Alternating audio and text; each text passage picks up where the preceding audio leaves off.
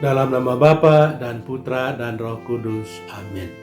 Bapak, Ibu, Saudara-saudari terkasih, salam jumpa kembali dalam Renungan Inspiratif Minggu Biasa ke-33 berdasarkan Injil Markus bab 13 ayat 24 sampai 32. Perihal akhir zaman. Bapak, Ibu, Saudara-saudari terkasih, di sebuah dusun kecil di Filipina Utara pernah beredar berita bahwa akhir zaman akan segera tiba. Menurut cerita itu, peristiwa akhir zaman itu akan didahului oleh kegelapan yang berlangsung selama 3 hari. Orang-orang yang ingin diselamatkan harus membeli plastik hitam guna menutup jendela rumah mereka. Mereka juga harus menyiapkan lilin dan korek api yang harus diberkati oleh imam. Mereka diharapkan untuk tetap berdoa supaya mengurangi murka Allah. Tetapi pada hari yang dinanti-nantikan itu, ternyata tidak terjadi apa-apa. Matahari tetap terbit seperti biasa, orang-orang tetap bekerja sebagaimana biasanya, tidak ada satupun tanda-tanda di langit yang menunjukkan bahwa hari itu merupakan hari terakhir atau hari kiamat. Namun demikian, cerita-cerita seperti itu tetap beredar di mana-mana. Memang ada sejumlah sekte yang mengembangkan cerita-cerita serupa itu untuk maksud-maksud yang kita tidak tahu. Bapak, Ibu, Saudara-saudari terkasih, dalam Injil hari ini, Yesus berbicara tentang akhir zaman atau tentang hari kedatangan Tuhan. Pada masa itu, matahari akan menjadi gelap dan bulan tidak bercahaya dan bintang-bintang akan berjatuhan dari langit dan kuasa-kuasa langit akan goncang.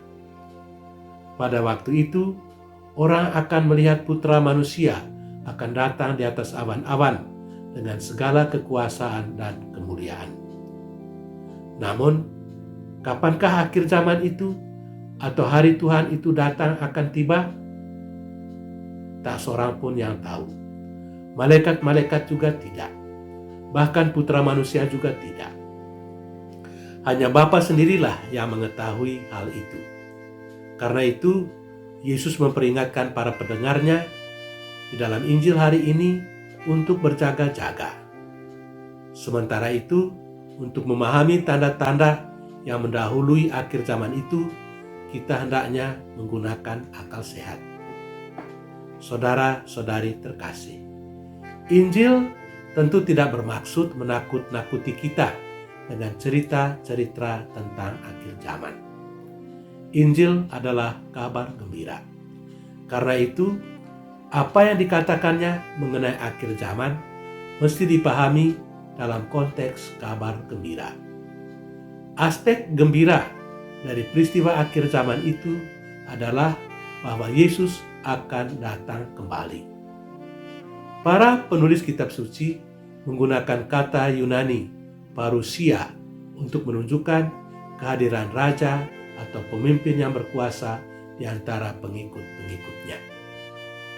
Hari itu akan disebut hari Tuhan. Yesus sama sekali tidak bermaksud menakut-nakuti para pengikutnya. Kita mesti bergembira ketika Yesus akan datang kembali pada akhir zaman. Karena pada waktu itu, Dia akan mengantar kita semua kembali ke rumah Bapa. Sebagai orang-orang Kristen yang masih hidup, kita adalah peziarah-peziarah yang berarak menuju rumah Bapa. Hidup itu sendiri adalah satu ziarah.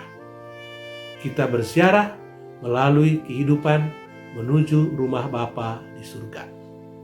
Surga adalah tujuan kita terakhir. Yesus Kristus adalah jaminan keselamatan kita. Di dalam Dia dan bersama Dia, kita akan tiba dengan pasti di rumah Bapa. Saudara-saudara kita, saudara-saudara yang terkasih, harapan kita hanya ada pada Yesus. Dunia boleh berakhir, tetapi hidup kita tidak akan berakhir, sebab kita hidup di dalam Yesus. Allah adalah jaminan untuk itu, sebab Yesus sendiri berkata, "Langit dan bumi akan lenyap, tetapi perkataan-perkataanku tidak akan lenyap." Marilah kita hidup seolah-olah hari ini merupakan hari terakhir dalam hidup, dengan terus giat bekerja dan melakukan perbuatan-perbuatan baik. Tuhan memberkati kita. Amin. Dalam nama Bapa dan Putra dan Roh Kudus. Amin.